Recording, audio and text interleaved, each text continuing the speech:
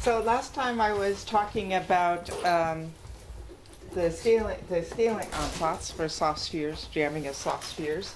You can write the energy, and I just want to remind you that in our case, the energy, all these quantities were made dimensionless with epsilon, the interaction energy, which is different from this epsilon. Ooh, bad notation. Maybe the interaction energy, this epsilon. Okay. Which is different from this epsilon, which is string. And there was one thing I forgot to say, right? So in the end, what we did was we used 3 of the exponents, right? There are 4 exponents here. And we used 3 of them plus a scaling relation that came from the fact that, while for the pressure, the force moments add up coherently, for the stress, they don't add up coherently, right? So that the stress, in the end, must go like the pressure squared divided by n. Okay, in the large system, the stress in the thermodynamic limit is 0 for these systems, and the pressure is not. Okay, it's this scaling, it's this relation, okay, that gives you different exponents for the shear and bulk moduli, right? Because S goes like delta Z to the zeta minus beta epsilon, whereas P goes like delta Z to the zeta minus beta phi, right? Because each of them come from taking one derivative of the energy with respect to the different fields. So, this one scales with beta epsilon. This one has a beta phi, and because n here scales with delta Z to the minus psi, okay, to minus psi, this gives these 2 different scalings, right? Because this relation leads to 2 times zeta minus beta epsilon equals 2 times zeta minus beta phi plus psi. Okay? And it's the fact that I have this scaling, this psi here, that makes beta phi and beta epsilon different. Okay. All right. I just wanted to make that point. So that's really the origin of the difference of the scaling. Turns out that you can also write down a scaling ansatz for what happens on the other side of the transition. So you look in the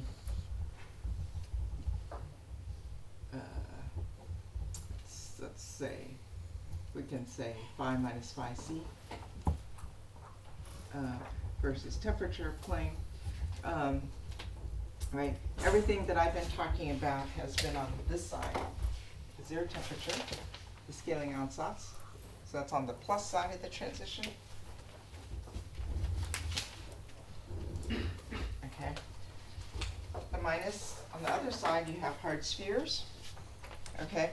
And it turns out that you can write down also a scaling relation for scaling ansatz for hard spheres below the jamming transition, so thermal hard spheres. In this case, it's the free energy, it's not the energy, and you have to make it dimensionless with KT. But you can write down something of the same form, and then you can use these 3 exponents, okay, that are known for hard sphere scaling. And this relation still holds. Okay, so you still have this. And you can work it out for what happens for hard spheres. And it turns out, interestingly, that zeta is equal to 0. Find it.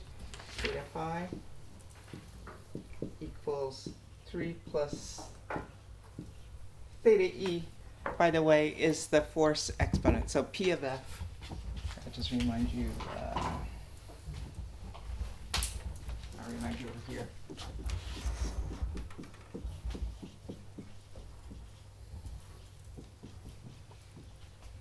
Okay, so it's the low force tail of the force distribution.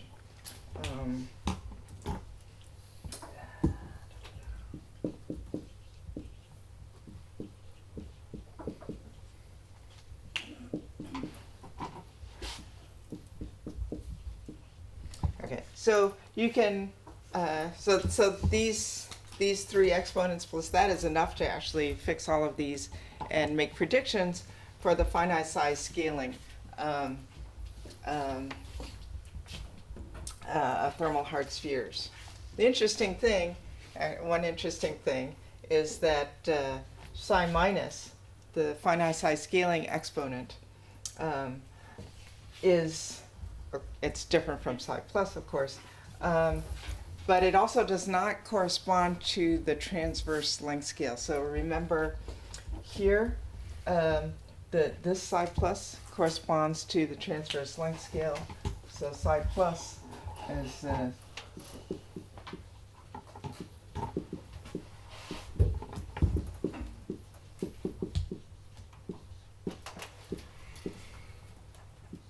one that goes like p to the minus 1/2 or delta z to the minus 1/4. Okay. In this case, the length scale, the exponent that comes out is not consistent with that transverse length scale. So it appears to be just a totally different thing if you stick in the upper critical dimension being 2. Okay, I just wanted to say that. And so that gives, so the hard sphere scaling then gives this. What happens here. And the interesting thing, right, is how to reconcile these two. So there are crossovers here. So the paper was, what? Did Julie Lerner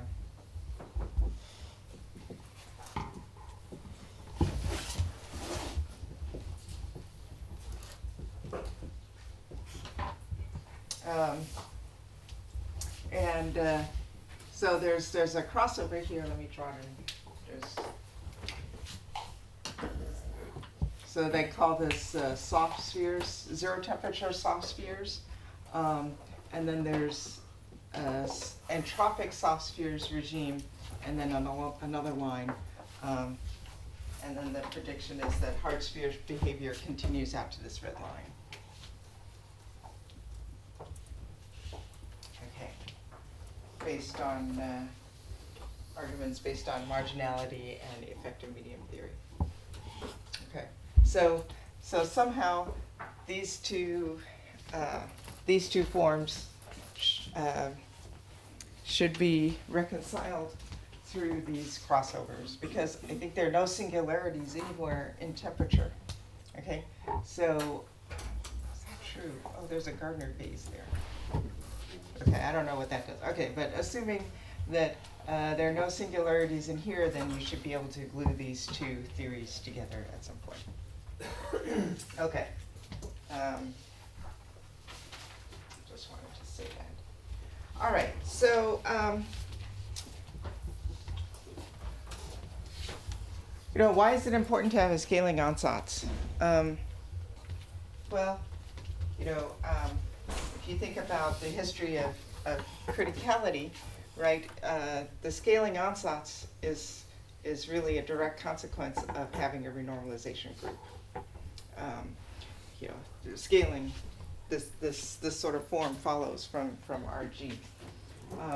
And it would be really nice to have an RG for the jamming transition. And then you say, well, why? The upper critical dimension is 2. Mean field theory is fine. Why would you need an RG? Okay. Because people, tend to think of RG as really being useful for calculating exponents below the upper critical dimension. But that's not really all that RG is for. In fact, I think, and that's what people mainly did with it, but really it's a tool for understanding flows, right? And the RG flows are what tell you about what perturbations do, right? In our case, in the case of jamming, basically every perturbation you apply is relevant. But what you'd like to do is be able to follow the flows and see how they go, to understand to what extent are the things that we see in real systems coming from the physics of the jamming transition. So that's really what it's for. And so, for example, what we'd like to put in is a long-range potential, 3-body interactions, friction, that sort of non-spherical particles. All of these things that are left out of this very simple model of ideal spheres are things that you would like to be able to put in and then understand how they affect the RG flows. Okay. So, yeah. So ultimately, the mean field solution, the infinite dimensional solution, and marginality and criticality must somehow merge all into one theory when we're all through. Okay. All right. So once we had the scaling ensembles, okay, we got very excited and we tried to construct an RG for it. Spent a year on it and didn't really get anything that would convince anybody except for our mothers. And now I think I understand why we failed. Okay, and it has to do with the nature of the fluctuations near the jamming transition. So if you remember, so far I've introduced quite a few diverging length scales. Right, I've introduced 2, I guess, L star and L transverse. There are actually more. Okay, but these are not correlation lengths. They're stability length scales. Okay, and for years and years we've been looking for a diverging correlation length, and we finally did find one.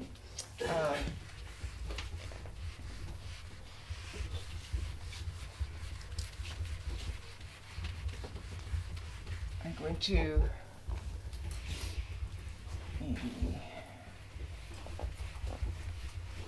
I'll leave that up for now.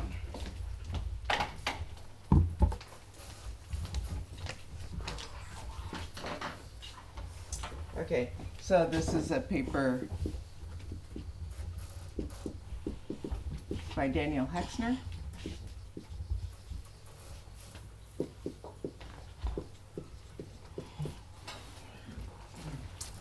Okay, so what he looked at was the structure factor for the contact number. Okay, so if you look at, this is sum on particles, okay, if you looked at the contact number for each particle, so the coordination number for each particle I, okay, and look at the structure factor of that, okay, it's something that we had looked at in real space a long time ago and had not found anything. Leo Silbert actually looked at that around the time that he was working on the density of states and did not see anything, but we had much smaller systems back then. And it's probably something that's easier to find in Q space than real space. So if you look at this thing, what he found was this is of the form delta z some power, okay, times f of q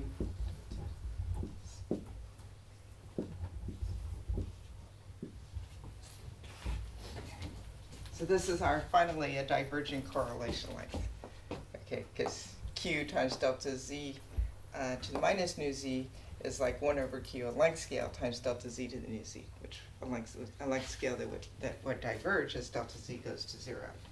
And nu z is about 0.75. Okay. It's a totally different length scale.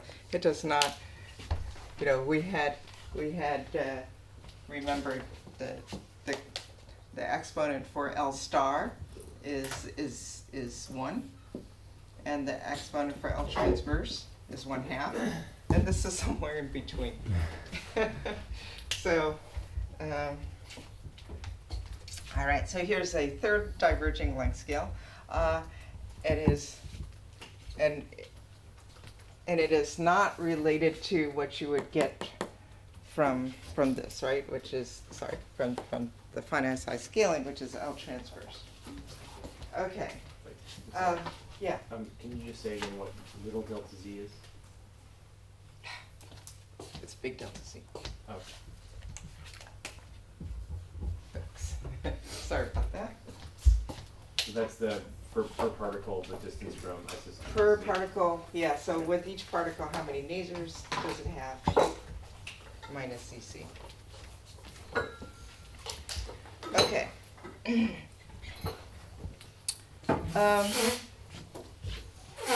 So what does this look like if I plot this? Let me erase this.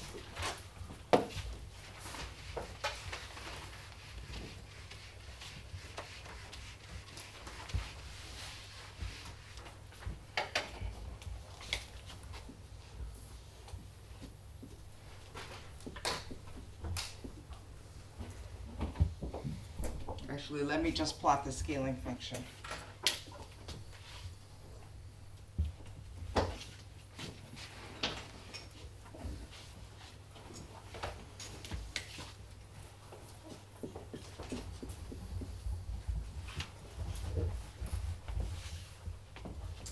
Sorry.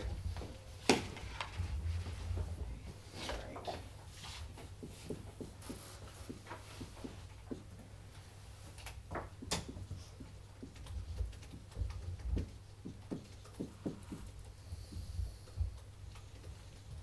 Scaling function looks like that. Okay, and so the point is that at criticality, okay, this you multiply by something that goes to 0. So this thing at low q, so it has this power law in q. So at higher q, so the short length scales, it looks critical. It has a power law. Okay. At longer length scales, once you get to here, at longer length scales, it flattens out because you get beyond the correlation length, right? So if you're a Q that correspond to length scales that are below the correlation length, you see power law behavior. If you're at length scales that are above the correlation length at low Q, then it flattens out to a constant. But that constant goes to 0 at the jamming transition.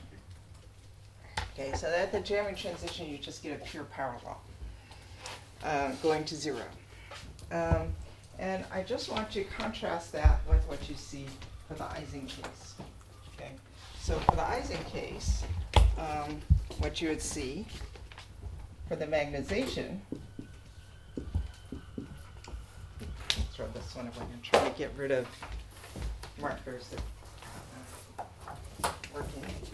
Okay, is this.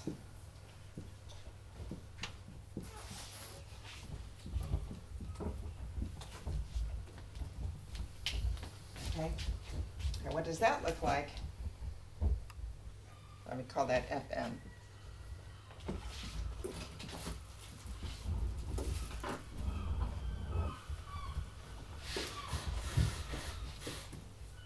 It looks like this. Okay, so that at the transition, the structure factor, becomes a pure power law that diverges at low Q. Okay. This It's the complete opposite. Here the fluctuations vanish at low Q, okay? Here the fluctuations diverge at low Q at criticality. And that difference means, so if you have a Ginsburg-Landau theory, square gradient theory, you must also always have fluctuations that look like this, okay, and that diverge at criticality. And this means that the kind of, you cannot write down a Ginsburg-Landau theory for jamming, and the nature of this is totally different. So you need a totally different kind of RG, okay? Because RG, the idea of RG, right, is you start at short length scales or high Q, and you coarse grain until you get to low Q, and where everything diverges. Here, everything vanishes at low Q.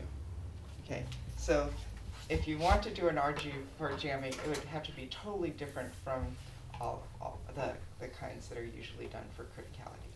Okay. All right. And I would really welcome ideas for how to do that. What? What is the number? I didn't write it down, but it's positive. It's in there. I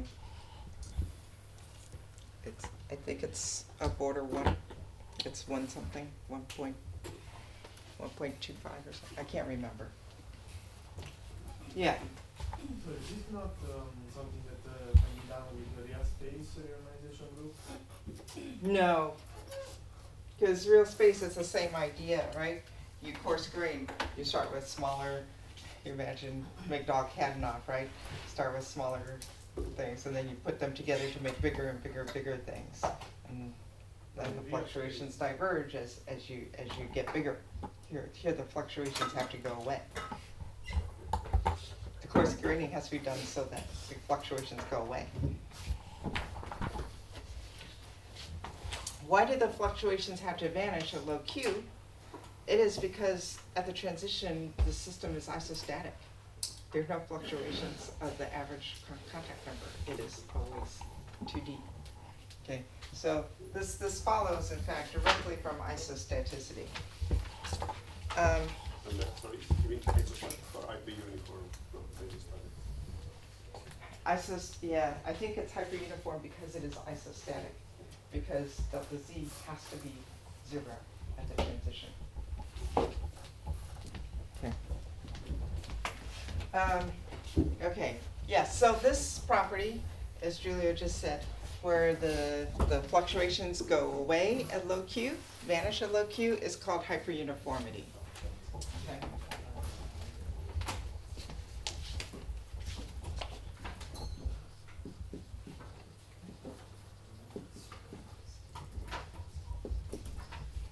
And it was, I think, first, it's been seen for a long time. You see it on high energy physics, actually, also.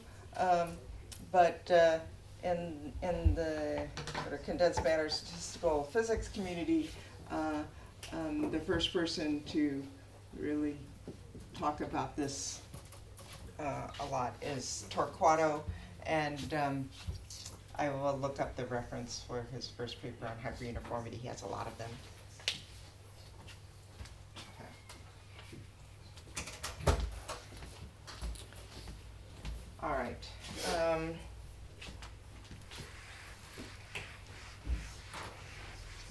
Usually what people look at is density hyperuniformity. So instead of looking at Z fluctuations, you would look at just density or volume fraction.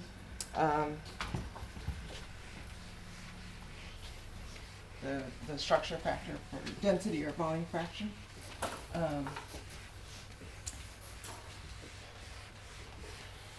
Okay.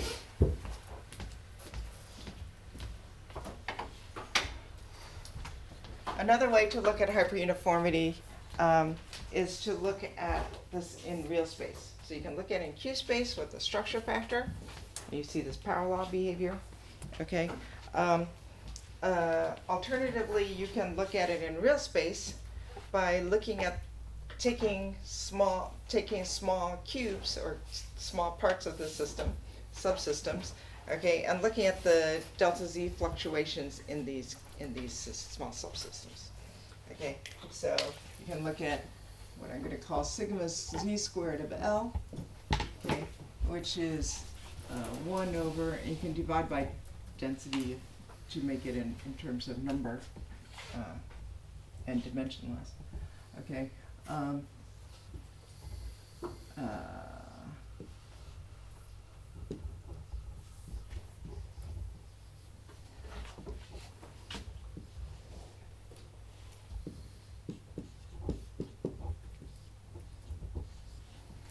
Okay, so you just look at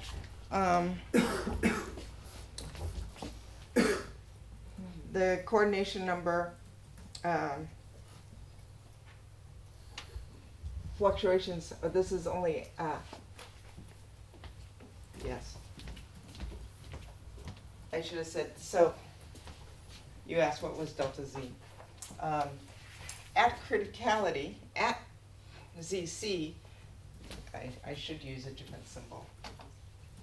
At ZC, this is in fact Z minus ZC. But if you're not a ZC, right, this is ZI minus Z, the actual Z that you have, yeah.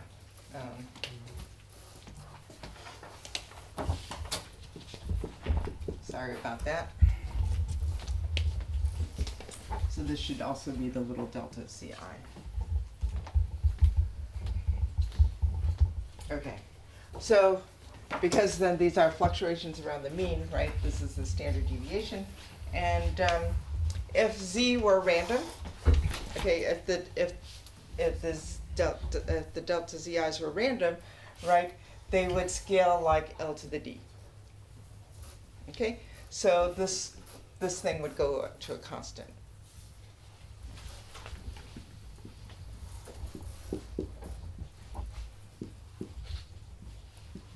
For a Poisson distribution. Okay. For a perfect crystal, on the other hand, the fluctuations all occur at the surface, right? If you imagine putting down boxes of different size here in different places, right? The fluctuations in coming from this would all occur right at the surface, because the structure itself, the perfect crystal, is totally uniform.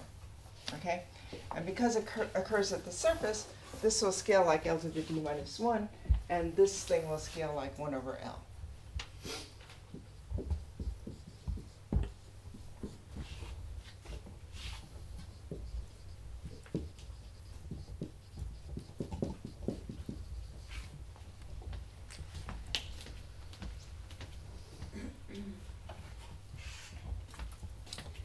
Okay, and so if you look at this quantity, likewise you find that, in fact, this thing scales like 1 over L or at the jamming transition.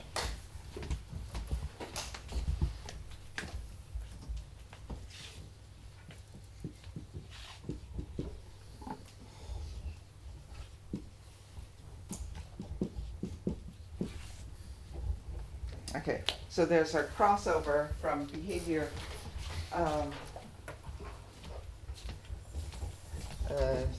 crossover from not quite a constant, but somewhere between a constant 1 over L to 1 over L behavior as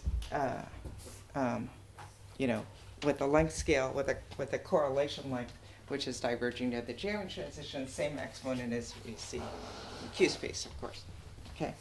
So that same correlation length controls the crossover to this behavior here. If your length scale is shorter than this length scale, the correlation length here, then you see this behavior. Okay. Then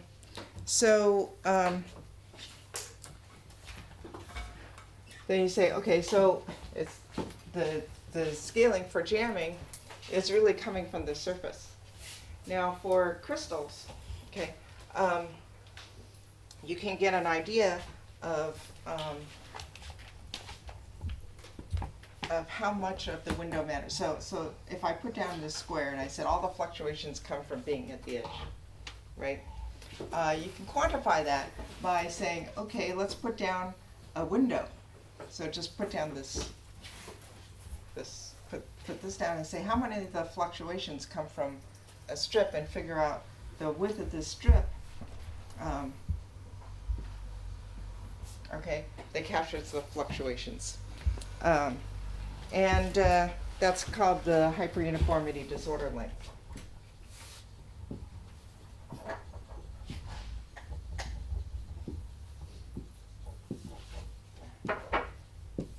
So we have not calculated this for the delta Z correlations, but we did calculate it for the volume fraction fluctuations. Even in the volume fraction, it is not hyperuniform in volume fraction, so that at sufficiently long length scales, you do not see this scaling. Okay, but there's actually quite a wide window of length scales over which you do see this scaling, even for volume fraction, if you're above jamming. And so for totally random particles, right? What would this look like? For random, Hg of L would scale with L. It's just you have to have the whole window. All the fluctuations are within the whole window. Okay, and for the crystal, just for the triangular crystal,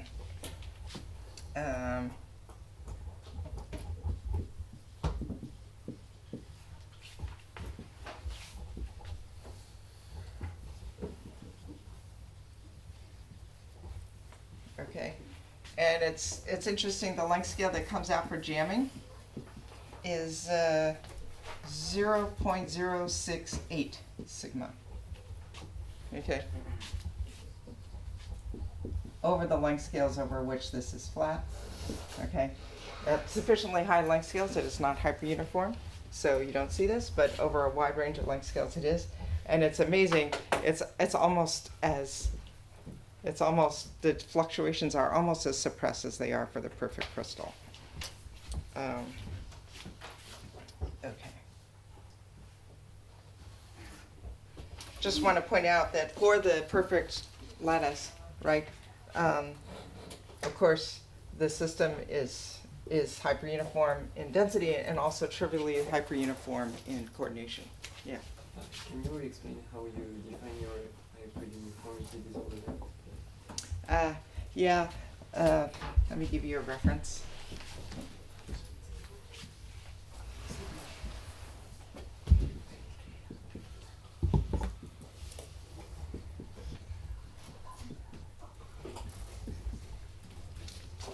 So you put down these windows, you say, how thick does this window have to be in order to capture the fluctuations? Okay.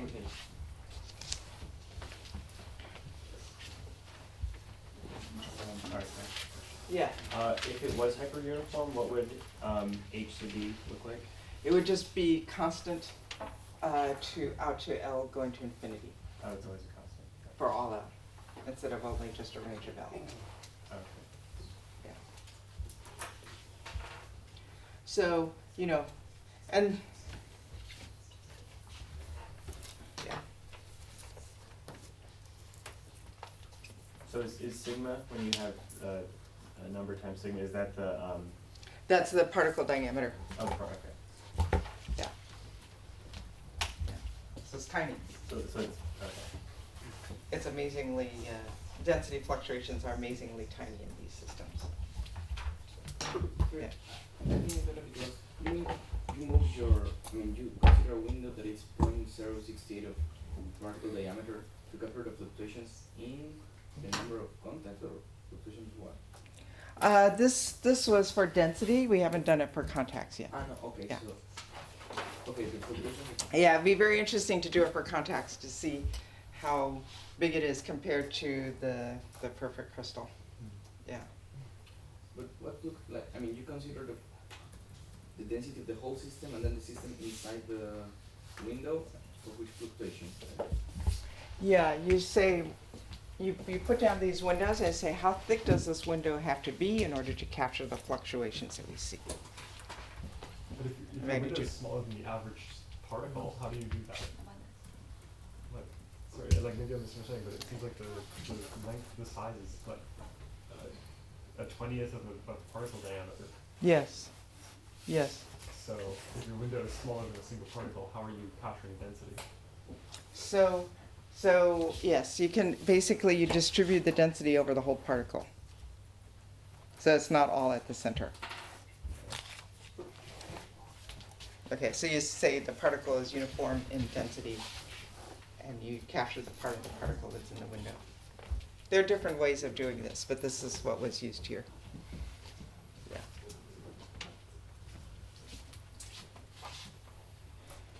Okay, so oh,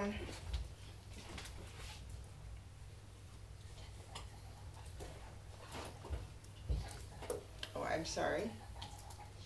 Ah, yeah. Okay, so now you can say I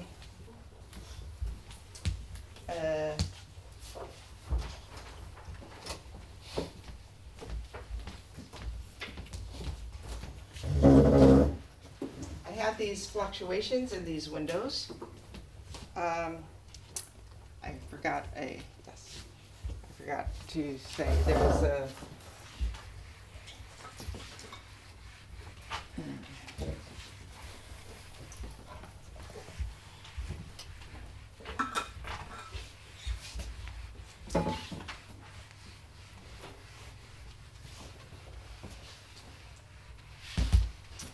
so there's a complication which I don't really want to go into, which is that the power that you get from the Q scaling is not necessarily consistent with the power that you get for the L scaling, because sigma L is basically bounded. It can never go to zero as L goes to infinity faster than 1 over L. 1 over L. Okay, and that bounds it so that even for the jamming case, it still goes like 1 over L. There's not a weird power here. Remember, in Q space there was a weird power. In L space, it's not a weird power. It's 1 over L, and that's because it's bounded by that. It cannot fall off faster than that. And so actually the crossover. I said this wrong. The crossover from 1 over L behavior to a constant.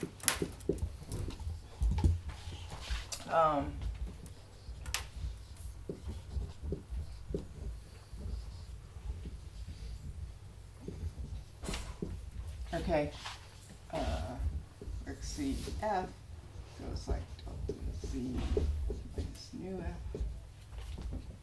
Okay, this is the next one.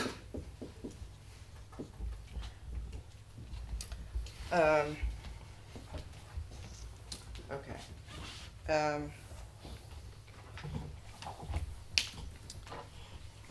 And so then you might say, all right, this is what comes out of this analysis.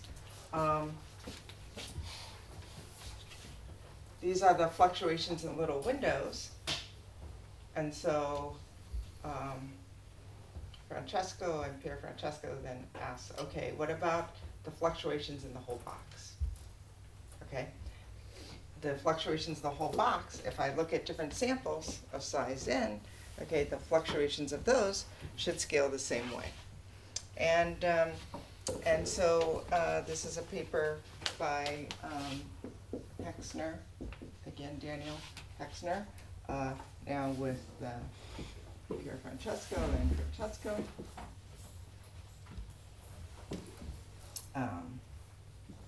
It's on the archive. Where they looked at the sample-to-sample fluctuations and found that S, if you have extremely large systems, you get the same fluctuations from sample to sample, but they have to be incredibly large. Okay,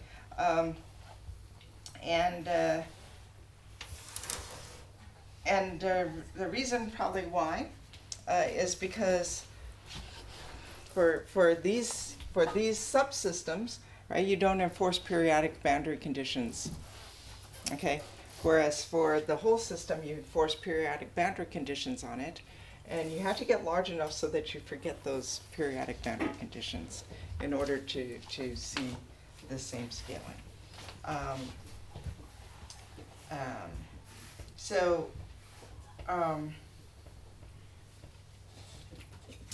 And just say that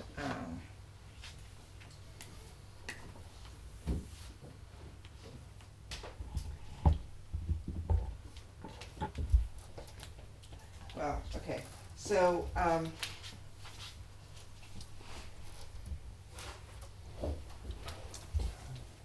that finite size scaling not only pushes off the agreement between these two to very large length scales in magnitude, right?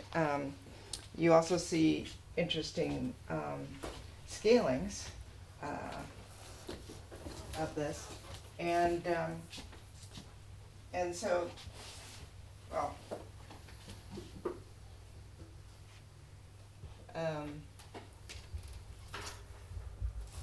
All right, I don't think I want to, I'll just leave it at that, okay? That you do get sample-to-sample fluctuations that agree with the scaling that you see with hyperuniformity. You have to get to very large length scales to see it. And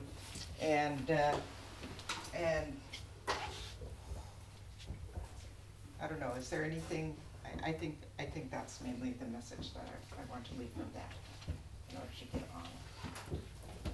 Okay, does anybody have any questions about this?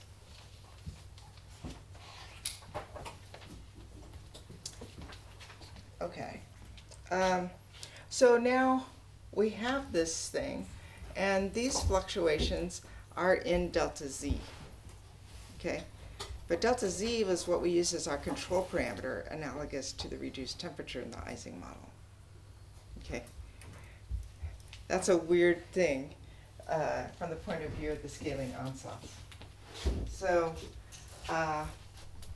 how can we reconcile this? And delta phi, remember, was not an order parameter in the way we set things up, but it was actually a field. Okay, compressive strain we used as a field in order to get the pressure emerging as a derivative of the energy with respect to that. So I just want to point out that these are 2-point correlations in delta z, right? But contacts involve 2 particles. So it is a weird type of 4-point correlation for phi. Okay, and for delta phi. And so I can think of this as a diverging length scale and a 4-point correlation for delta phi. Now delta phi was a field, but I could have turned that around. We could have, instead of writing everything in terms of delta phi and epsilon, we could have chosen to write the energy as delta z, times some energy, which is the pressure over some delta z to delta p, okay, and stress over delta z to delta stress.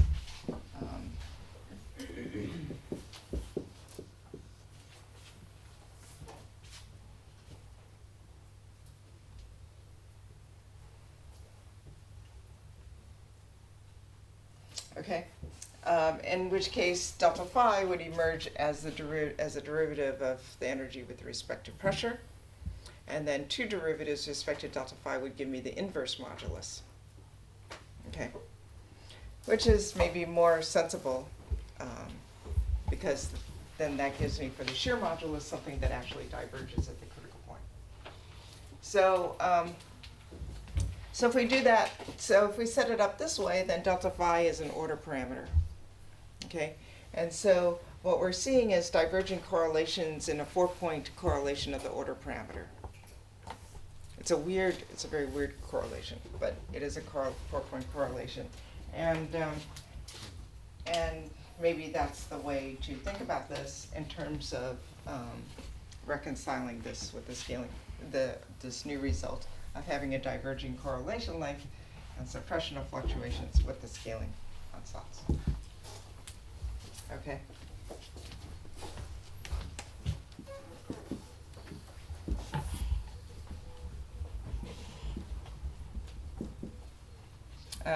Epsilon, of course, they're two-order parameters: shear strain and compressive strain, and the CF is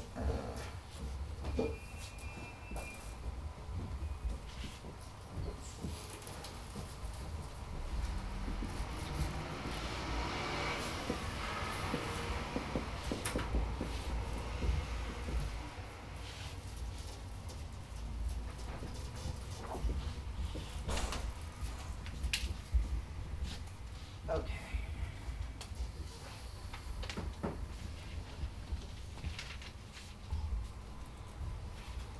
All right, okay, so that's enough about the scaling ansatz. I'm now going to move on to inharmonicity.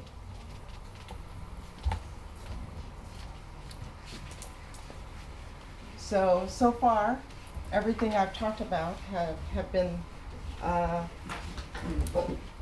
linear response. Okay, everything comes from harmonic perturbations around the minimum. Eventually, right, we would like to look at what happens as you turn on temperature, because this is a zero temperature theory. And that brings me to a motivation for jamming. Somebody asked, what are the motivations for looking at jamming?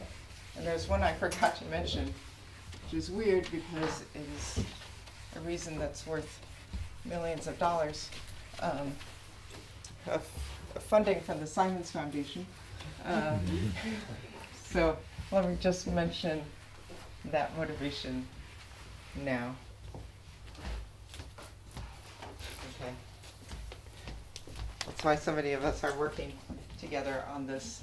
If I think about the motivation, really ultimately is to understand the glass transition and the properties of glasses, right? And if I think about a phase diagram or a diagram in which temperature is along one axis, 1/dimensionality is along another axis, right? What we're interested in is the behavior at non-zero temperature and in low dimensions. Okay.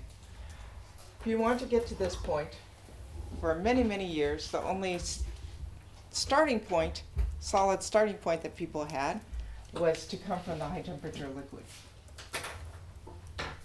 and come down in temperature from the high temperature liquid, right? So glass transition theories, all of the glass transition theories until fairly recently, right, we're following, coming down along this and looking at what happens in that direction. The stuff that Francesco is telling you about, right, is about what happens here in infinite dimensions. Okay, so now we have an exact solution at all temperatures in infinite dimensions. Okay, for certain potentials. So that's now a solid starting point. So you can think about coming down in dimensionality from there. I'm not saying any of these things are easy, okay, but at least there's a solid starting point, which there was not before. With the study of jamming, okay, and the fact that the mean field theory agrees with jamming, okay, says that now we have a solid starting point at zero temperature here, okay, because we understand what happens at zero temperature down to low dimensions, okay, the upper critical dimension being 2. So now you can start to think about what would happen if you raise the temperature. Okay, from there. So that's a third solid starting point. Again, extremely difficult to go up in temperature, but at least we have a starting point for it. Okay, so that is another motivation for jamming. So if you talk about motivations for jamming, I haven't talked about the anticrystal yet. I will get to that. There's jamming as the opposite limit of the perfect crystal, which we call the anticrystal. There's jamming as a solid starting point for understanding, for going up in temperature and looking at what happens as you raise temperature. And what was the other one? Oh, yes. The point that glasses really are on the high density side, on the jam side. So soft solids are, I think, in that sense, a better place. Soft spheres, the ideal spheres are a better starting point. Jamming on the positive side of the transition, where soft spheres live, where the spheres are overlapping, is a better starting point than the hard sphere system, which is on the low density side of the jamming transition. Okay, so all right. So now, if we think about going up in temperature, okay, the first baby step is to go beyond the harmonic approximation, right, and to look at anharmonic properties. So now I'm in this minimum, and instead of approximating as a parabola, I'm going up a little bit, and I'm looking at the deviations from the harmonic. And a classic way to do that, a way of encapsulating anharmonicity just in one simple parameter. Problem with anharmonicity, right? Just as for the harmonic theory, you already have ND directions in configurational space. So your minimum is sitting in ND dimensional space, configurational space, right? And so to calculate the harmonic properties, already you need the modes, the eigenvalues of the dynamical matrix, and you get these modes, and you get these ND orthogonal directions in space, and each one has a different frequency, or each one has a different curvature, right? And so you look at the density of states to get an idea of that. Okay. If you're now going to talk about the anharmonicity, okay, that adds many more directions to look at, right? Because now you're looking at higher derivatives, and you have to take these derivatives back to different directions. Okay, so now instead of 2 derivatives, you have 3 or 4. It gets complicated. And what's the best way to look at it? So a way to encapsulate this just very simply in a scalar parameter, in a scalar, is to use the Gruneisen parameter.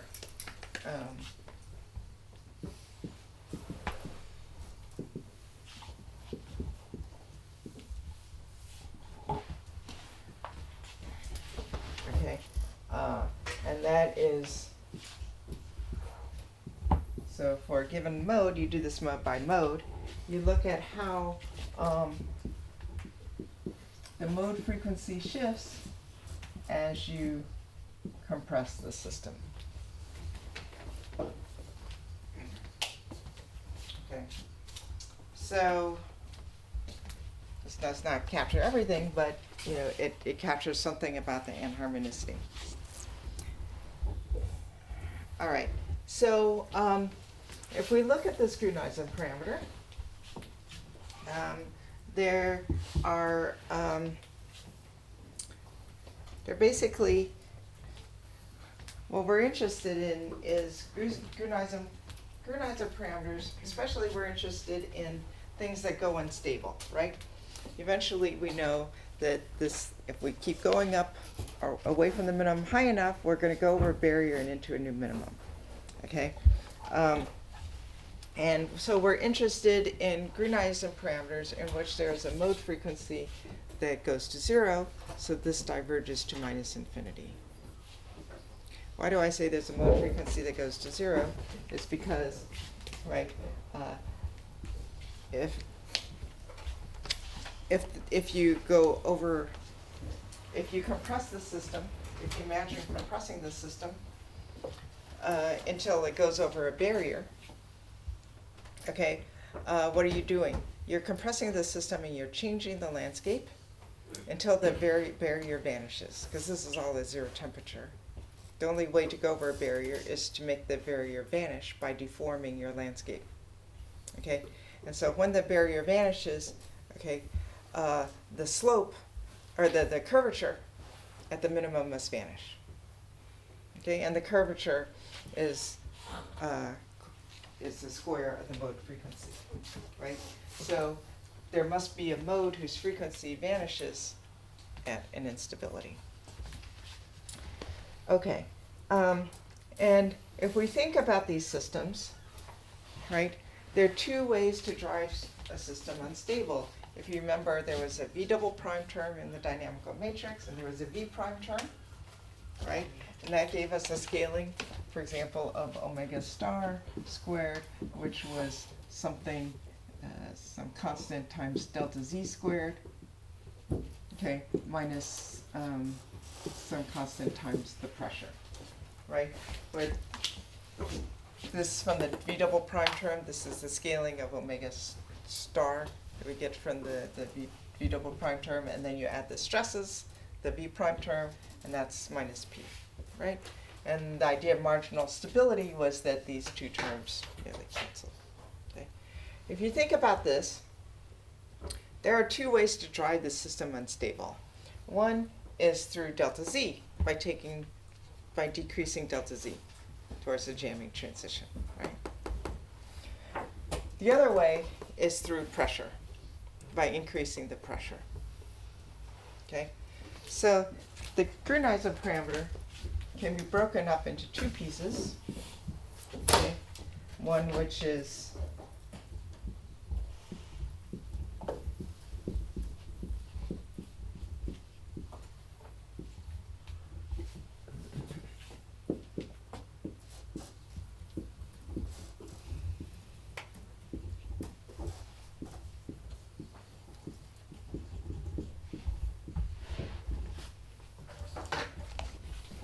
okay, this piece is called gamma P, and this is gamma Z.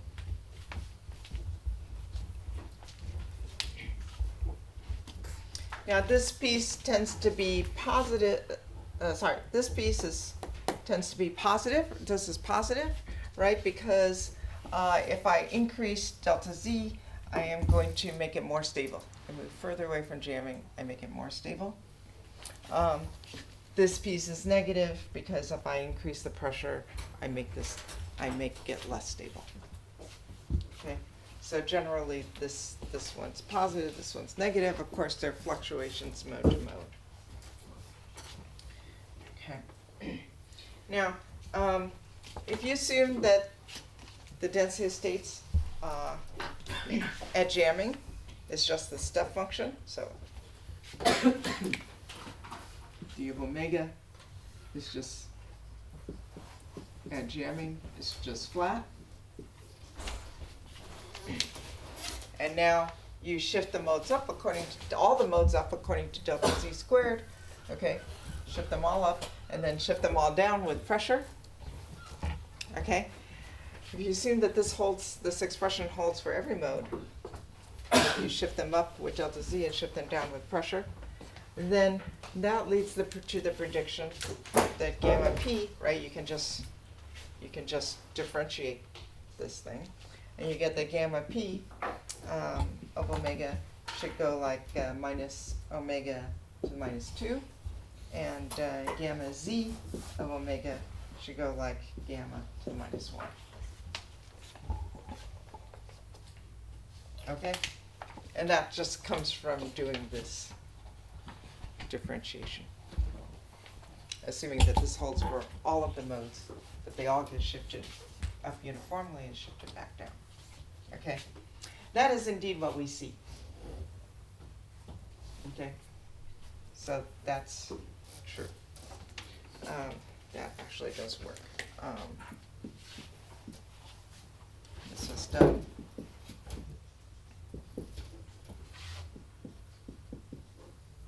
Confirmed numerically.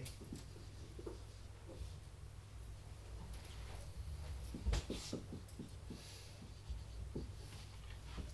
2010.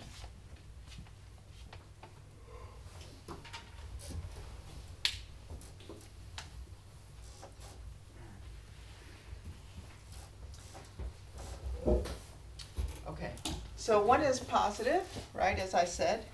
This tends to shift modes up. Increasing coordination makes them more stable. Increasing pressure makes them less stable. And if you look at the total, then there's a place where it is zero. Right? There could be a place where the total where they cancel. Okay, and that we'll call that omega gamma. So gamma of omega gamma equals gamma p omega gamma is gamma z,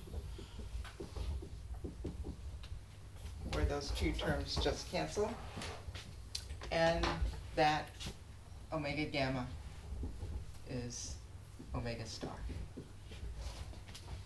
Okay, so the boson peak frequency, omega star, is where these two effects just cancel, okay, where the shifting up due to coordination exactly cancels out the shifting down due to pressure. That's another way to think of this frequency omega zero. Omega star, sorry. Okay. So for omega greater than omega star, modes move up under compression, and for omega less than omega star, modes move down.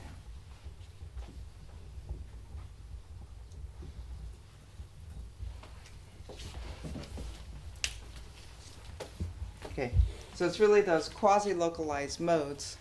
So what that's saying is that the anomalous extended modes are going to tend to move up with frequency, or move up in frequency when I compress, whereas the quasi-localized modes move downwards when I compress. Okay.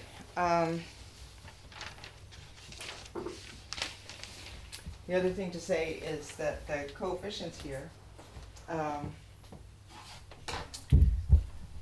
this above omega star, gamma is of order 1, as it is for crystal. Let me just erase that.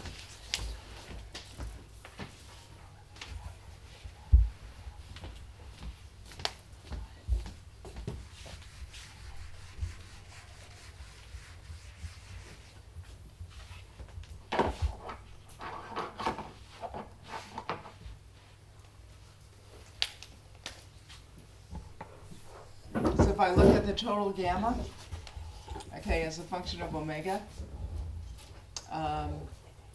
here's omega star.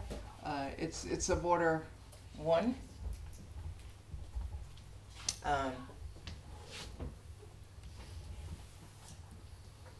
Above omega star, and then, you know, it comes down and goes extremely negative. Okay, very, very rapid drop.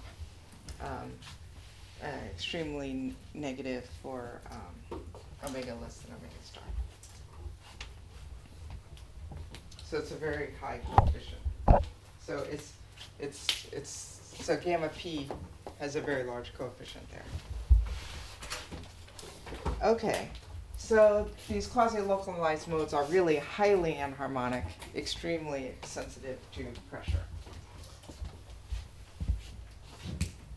Okay. Another way to look at this is to say, how far do you need to push a mode? Let's just look in the mode directions. How far do I need to push in that direction before I go over a barrier into a new minimum? Okay, and you can look at the distribution of that.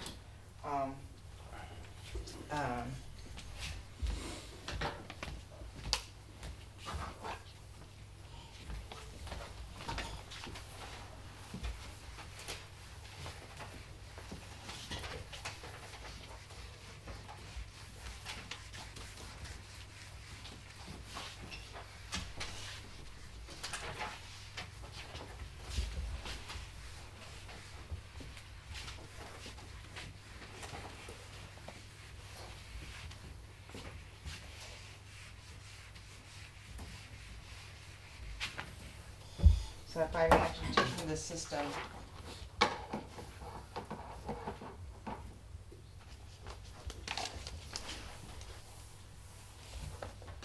well, let me just draw a landscape.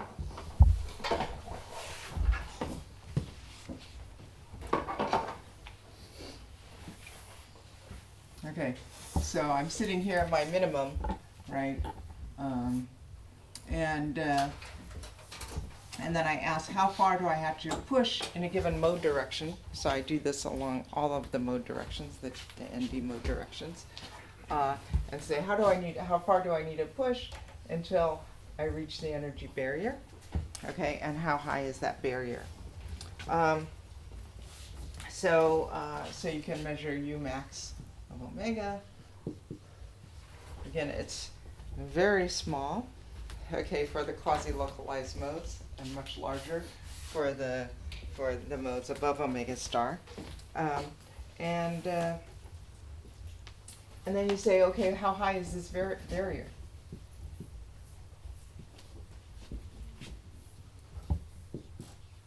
Interesting thing is that the height of the barrier is very well approximated by U max squared omega squared. So just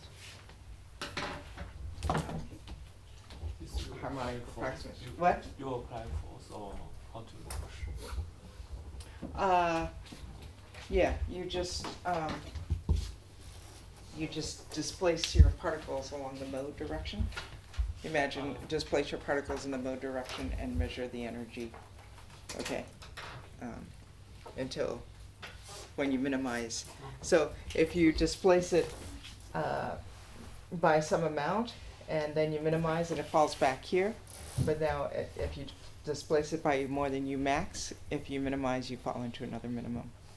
Okay. And then you can measure the energy that it takes to displace it to there. Okay, that's the barrier height. And that is actually very well approximated by U max squared omega squared. And I just want to point out something about what that looks like, because I think that's interesting and it's something that hasn't been explored that much.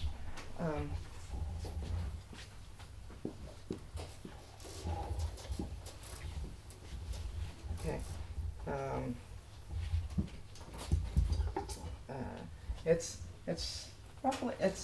roughly power law.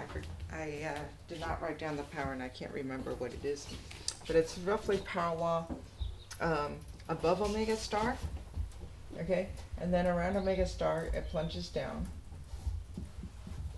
okay, and the barriers become very small for the quasi-localized modes. Yeah.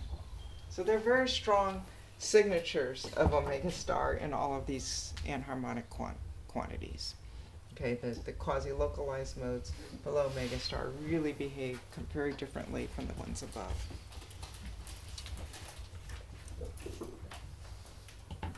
Okay. And if you now imagine a system with barriers that look like this is just a bound, right? The actual barrier could be lower than this because we're only looking in certain directions. We're looking in discrete directions. We're not looking for the lowest barrier out of the minimum. So this is sort of the mode directions, just provide bounds on the barriers. But what this is saying is that there are these very, very low barrier directions. If you imagine now populating the modes according to Bose-Einstein statistics, okay, so then the temperature at which you populate as you raise the temperature, you're populating modes at higher and higher frequency, right? At first, you're populating these quasi-localized modes, okay, with very low barriers, okay. Once you get to the point where you're populating modes at omega star, and if you're at temperatures where now you can get above these barriers, right, of extended anomalous modes, then you must have melted. Where that happens depends on your preparation protocol because this varies from minimum to minimum. Okay, so shallower minima have lower curves, deeper minima have curves that are shifted up, right? So you have to look at an ensemble average over what states you have in your system, and then you can think about when that system would. This gives a crude estimate of when that system would melt. So that's I think one thing that we have not done, but I think is something that we should come back to. So, Yeah. So in the plots, a log of Vmax. So log of Vmax is what you measure in numerical simulation. Yeah. And so the guess, the simple guess that it goes like Umax square, omega square. This is another thing that you test. I mean, it's not related to. That's not related to this, yeah. Yeah. So this, I could have equally well plotted little Umax, yeah. And it has the same, sort of qualitative behavior. And the fact, so the quasi-localized, so what it is that for the barrier, at least in the direction of the modes, for the quasi-localized, are actually quite small. That's Very small, it just really plunges down, yeah, they're very small. And do you think that, okay, think that this depends on the way in which the jam packings are created? So if you create in a, I don't know, in a very... Yes, if you created them from a well-equilibrated Yeah. system, like Ludovic's, then the barriers would be, I think, higher. So we see that we see that it definitely, this overall curve depends on how the state was prepared. The magnitude. And Yeah. what is the power law? So you put a straight line up. Yeah, it is a power law. It is a power law. I can't remember what it is. But this is Yeah. in the extended anomalous part. This is for the extended anomalous part. Those have a power law dependence. This does not. The quasi-localized modes do not. Yeah. But here, this still has a scaling. But even the quasi-localized modes are well approximated by this. Okay. But I don't know why this doesn't have the power law. I mean, Oh, well, I would need to know the power law for Umax, which I don't remember. Okay. I should have written it down.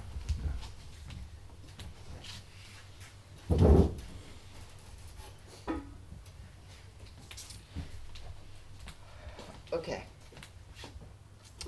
So, so really, in low dimensions, this is where all the action is.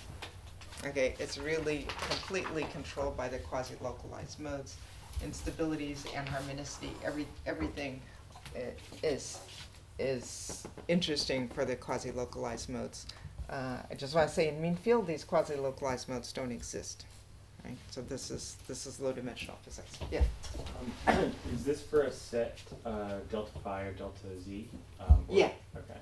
Mhm. Is it very close to jamming, or is this when you have to compress such that the quasi-localized So modes this is start- actually quite. This is rather far from jamming, and what we have not done. We've looked at different preparation protocols a little bit, and what we have not done at all is to go closer to jamming and to see what happens. Because as you go closer to jamming, the quasi-localized modes would become more harmonic, correct? There are fewer and fewer of them below. Oh, right, yeah. Yeah. Yes. So And then it starts as Omega star moves down, and then there are fewer below Omega star. Okay. As you can see, right, because the Grunizer parameter, what it's doing is it's flat. The Grunizer parameters, I said, the modes below Omega star are moving down as I compress, and the modes above Omega star are moving up. So I'm basically building up the tail of the density of states as you compress. Okay, But presumably from the modes moving down, but yeah. you could just move omega star to the left and maybe the tail would go with it. Yeah, but it doesn't quite keep up. So the tail is actually, as Omega star moves down, the tail actually gets a little. Deeper? The prefactor seems to go down. Okay. Interesting. So it goes like omega 4, but with a smaller, there are just fewer modes. Yeah. Oh, omega star. Okay. All right. So now what I want to talk about is actually looking in detail at the way that these modes go unstable. Because these quasi-localized modes, I think, are the key to the physics here. Okay, so how do they go unstable? So I already said then, as you compress, right, you're deforming the landscape and the energy barrier can go to 0, right, and you fall into a new minimum. The same thing can happen under shear. I can take the system and shear it and make it go unstable this way. So this is the poor woman's way of looking at temperature, right? So instead of actually looking at temperature, what temperature does to get you over barriers, you put it under load, either compression or shear, and look at how the barriers go away, and look at how you explore different minima under shear. So this is that's rheology. So it's a different way of looking at the landscape without actually putting on temperature, which is more difficult. Okay, so let me talk about instabilities. So suppose we apply a stress.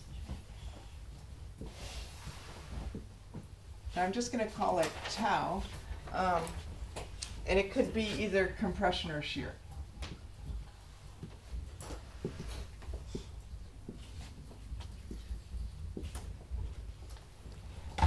Okay, so now I'm looking at this system, I'm applying a stress, and because I'm applying this, what I want to do is I want to control the stress, okay, as I approach this instability. And because I want to control the stress and not the strain, okay, the thing to minimize is no longer the energy, but the enthalpy, okay?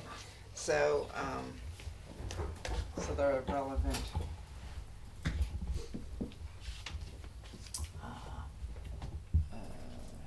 free energy is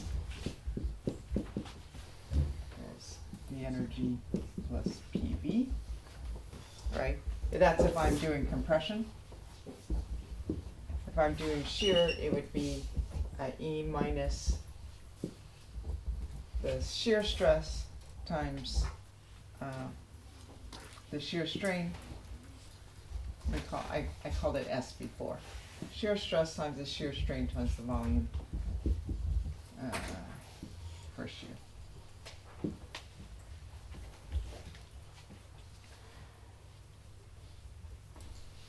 Okay. And now we considered doing this at t equals 0, right? So we're always at a minimum. And we do this quasi-statically. So we do this infinitely slowly. Okay, so we apply the stress. Okay, minimize, applies, keep minimizing. Okay, and eventually you will push enough to go over a barrier, and the mode frequency will vanish. And we want to look at what that looks like. Okay, how does that mode, what is the dependence of the mode frequency? What is the energy barrier? How does the energy barrier vanish? All right, so I'm going to define a reaction coordinate, okay? This is the direction when I get, certainly when I get close, right? This is the direction of the mode that is actually going unstable, the mode whose frequency is actually vanishing. Okay? So that's a particular direction in configurational space. I'm going to reduce it to a one-dimensional problem. Okay? And I'm going to define this so that x is equal to 0 when I'm at this instability.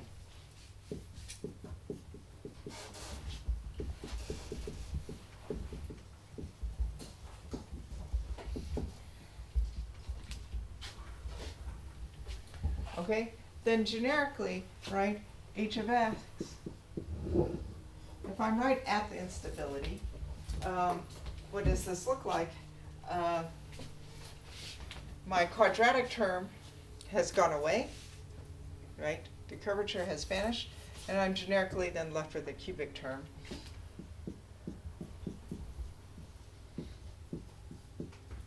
Plus a quartic term, for example. Okay.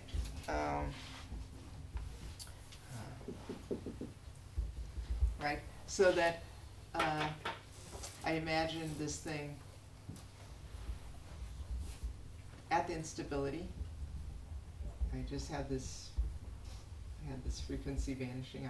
I'm terrible at drawing. Okay, and then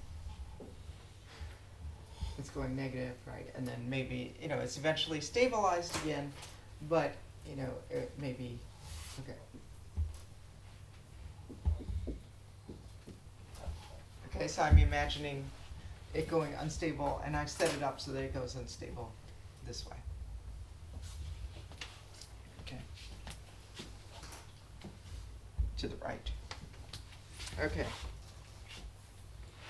So that's what it looks like at the instability. Now let me look before this instability, but close. So I'm imagining that I'm close to instability, but not quite there. Okay? Well, then generically, the question is, how does the stress couple to this coordinate x? The lowest possible thing, okay, is linear. What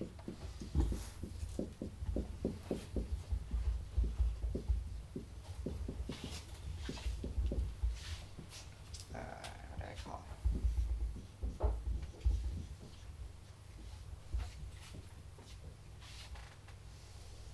Okay. Where delta tau is tau I minus tau. Okay, so delta tau measures how far I am from the instability. Okay, and if you look at this, what does that do? I add a linear term. Which way do I want it? Oh, do I want it? Yeah, I want to add it like this, and then I get a shift, but I get a double dot. So if I imagine adding a line to this, right, what I get is something that looks like. I ended up shifting it, but you end up with something that looks like this.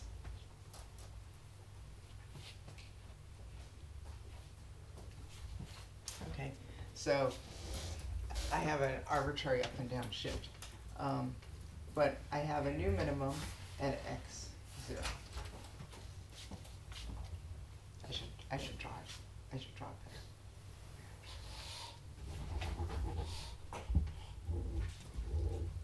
Yeah.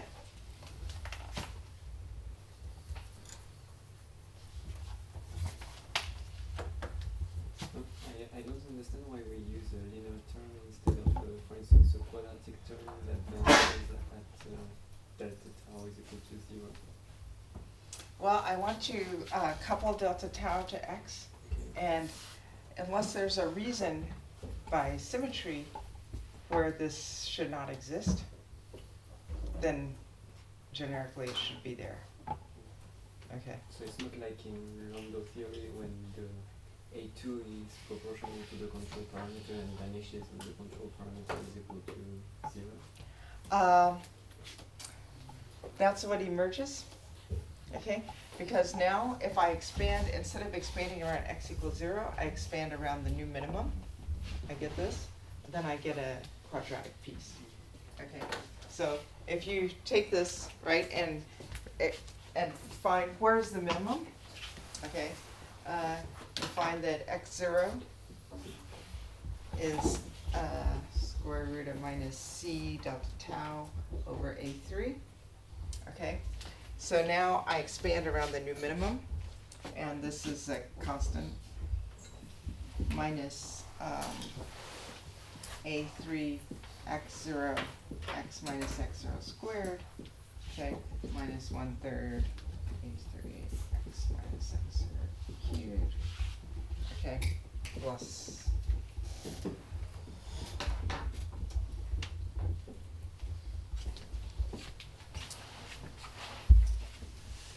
okay, and if I look at that, this coefficient, right, is minus 1. This coefficient is 1/2 omega squared.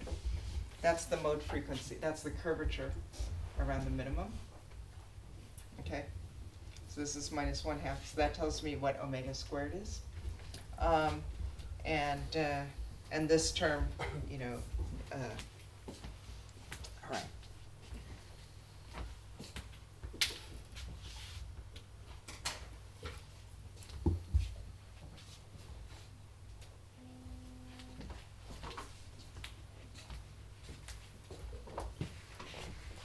Okay. So when you work this all out, what you see is that the mode frequency in that direction, which I will call the minimum, it's the lowest mode,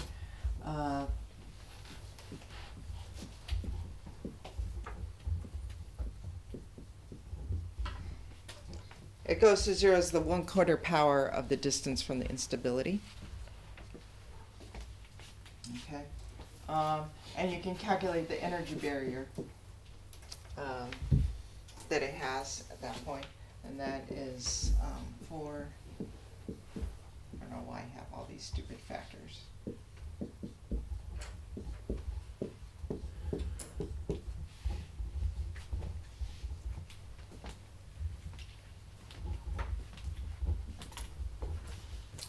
Okay, so you get that the energy barrier should go like delta tau to the 3/2, and the frequency should go, of the mode should go like delta tau to the 1/4, so it vanishes as this power as I approach the instability.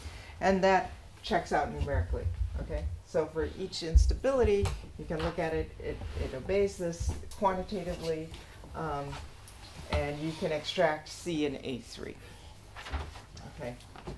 By measuring both the mode frequency and the energy barrier, you can extract these two quantities.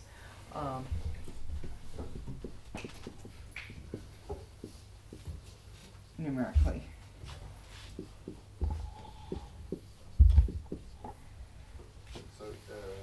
So what do you do exactly? So you take one mode, then you deform. You look at when you have the instability, and then you compute the. No, we actually compress the system or shear the system until we reach the instability, and we look at how the mode frequency and the energy barrier vanish as we approach that under compression or shear. Yeah. Okay. So as we do this over and over again, we go over many barriers and right. We look at many instabilities and we sample many minima by doing this.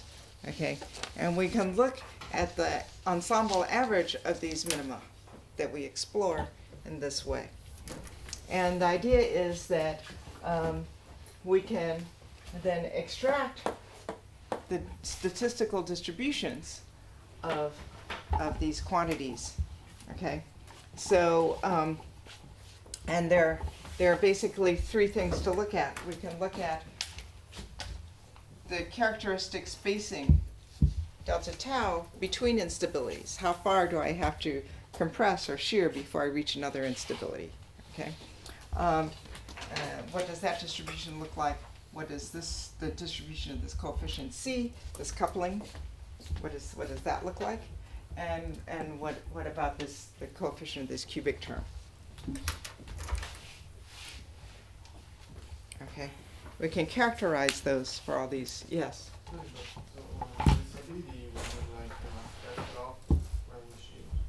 For the instability is where the mode frequency actually vanishes and the barrier height vanishes.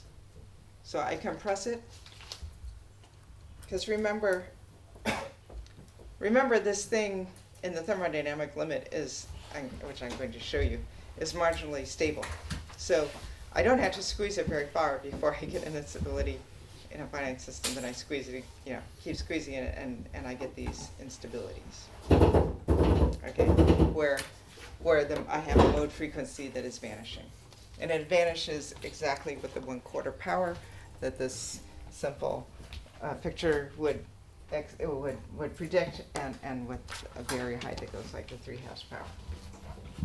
Okay, and even quantitatively, even with the 4/3 and so forth, so that you can pick out C and A3.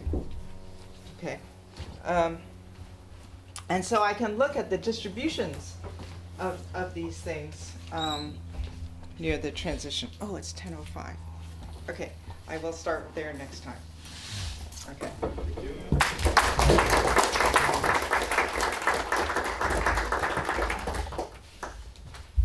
Questions? Yes. Again, real quick, define X. X is the direction and configurational space that I'm moving in as I approach the instability. And when I'm close to instability, that direction is actually the eigenvector of the mode whose frequency is going to 0. Okay, yes. So I maybe should have asked this last night because it might be a long answer, but when we were talking about the fluctuations, we saw that they die at a larger length scale. Yeah. And that's because delta Z has to go to 0 at a large length scale because it has to be isostatic. But then in the analogy for the scaling ansatz, delta Z is like a control parameter, like the temperature. But I think of a temperature or any control parameter as something that I always have control over what the value is. If I bring the temperature below Tc, I can still bring it below that. But if you bring Z below Cc, it goes to 0. So I mean, I don't know. Should that be worrisome at all, or is there some way that we can always just think of delta C always as a control parameter? Because the other control parameter could be delta phi. Yes, And I so- can think of delta phi as the control parameter. You can, and for years that's how we like to think of it, because that's what we actually control. Right. When we made these things on the computer. Right. And that's right. Delta Z is not something that you can control. You can. So, for example, when we calculate I forgot to mention this, but when we calculate the Grunhausen parameter gamma Z, you say, okay, I need to. When I take the derivative, I need to take the derivative of the log of omega with respect to Z at constant pressure. Yeah. How do you do that? Because if I change pressure, that's how I change delta Z, right? The way we take that derivative is we just add unstretched springs, okay, for example, to the nearest particle. So you can imagine changing Z that way, where you just put in unstretched springs that don't affect your energy, okay? And you could imagine trying to do that and flatten, and control Z that way.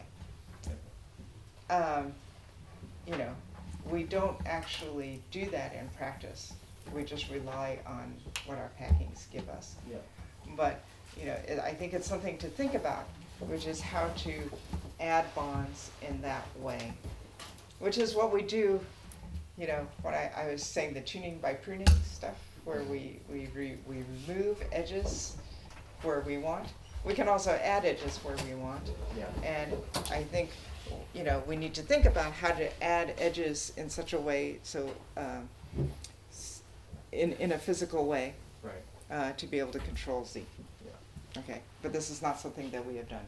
Because that's good We're for still the, thinking about. okay, because that's for the Grunhausen parameter, but for the scaling ansatz, I mean, there are some deviations, there are some ways in which you can't use delta Z as a control parameter, like for the hyperscaling relation. I mean, could you reformulate everything in terms of delta phi, or is delta Z somehow special? The reason why we like to look at delta Z is because we don't know what derivatives of the energy with respect to delta Z mean.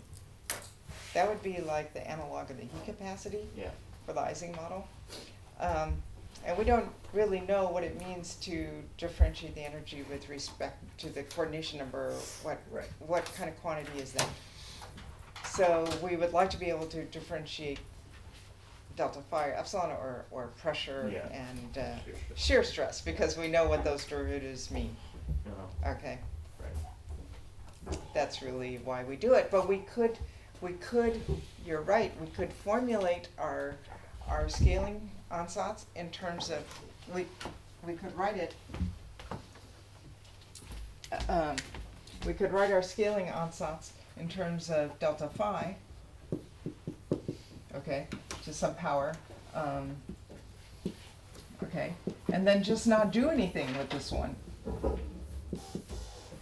We know this is delta Z over delta phi to the 1/2, and then epsilon over delta phi to some beta epsilon. Okay, so it's just It's more, the- yeah, I see. It's Yeah. more convenient to think of it as a field. just Yeah, for- it's more convenient to think about it, but there is nothing to stop us from doing it this way, Yeah. and then saying, okay, the analog of the heat capacity is the shear modulus, or the bulk modulus, Right, yeah, right? yeah, And then just not differentiate this to get anything. right. I see. So that's just fine, and if we formulate it that way, okay, then we have the fluctuations, the 2-point fluctuations delta Z. It's just more elegant to do it the other way, Yeah, because then you have this treating shear and compression in the similar way, which is why we did it. But yeah, I mean, nobody would shoot us if we did it this way. Yeah. And maybe that's the way to do it in order to get the 2-point correlations that we want. Sorry. Yeah. Here you measure the barrier and also the delta tau. Is you for every system you share and you measure it. Right? For example, you have 100 samples, and for each sample you only measure one delta H, one delta tau. Right? That's right. So no, for each minimum. For each minimum that we visit. So we Yes. start with a given configuration. Yes. You visit a minimum, Uh, you measure delta H and omega min.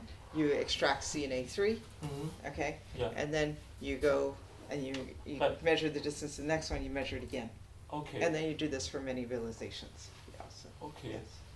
It seems that you only measure the lowest barrier, right? I mean, if you measure this delta H. Yes, we're only measuring the barriers that we actually go over. Yeah, I mean, for example, there exists some other barrier, but you lose it, right? That's right. You only, okay. That's right. That's right. So we only visit the barriers that actually go away under shear or compression. Okay. The nice thing is that the distributions that we get, for example, for the cubic thing, don't depend on whether we get it from compression or shear. So I think it's saying something more generic. Okay, but I'll talk about that next time. So that everybody gets some coffee. Okay. Thank you again. Yeah.